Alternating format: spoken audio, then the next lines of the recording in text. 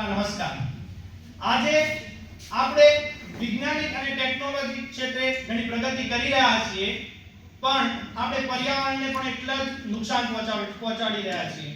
પર્યાવરણે આપણને ઘણું બધું આપ્યું છે, હવા, પાણી, ફળ, ફૂલ, આપણે બધી જ વસ્તુઓ અને એના પર જ નિર્ભર છીએ, છતાં એને જ નુકસાન પહોંચાડીએ છીએ। આજે ઓઝોન સ્તર કે જે સૂર્યના પરજામલી કિરણોને ભારત અથવા કે આપણે પૃથ્વી પર આવતા અટકાવે છે, અને એ જ ઓઝોન સ્તરને આપણે નુકસાન પહોંચાડવામાં ગાબડા પડવા માંડ્યા છે, અને સૂર્યના જે કિરણો છે તે સીધા પૃથ્વી પર પડે છે અને આપણને સ્કિન કેન્સર અથવા મોતિયાબિંદુ જેવી બીમારીઓ થવા માંડી છે। આજે વનસ્પતિઓને સતત આપણે હનન કરી રહ્યા છે, એના કારણે આપણે ઓક્સિજનનું જે સ્તર છે સતત પૃથ્વી પરથી ઘટાડી રહ્યા છે, કાર્બન ડાયોક્સાઇડનું પ્રમાણ સતત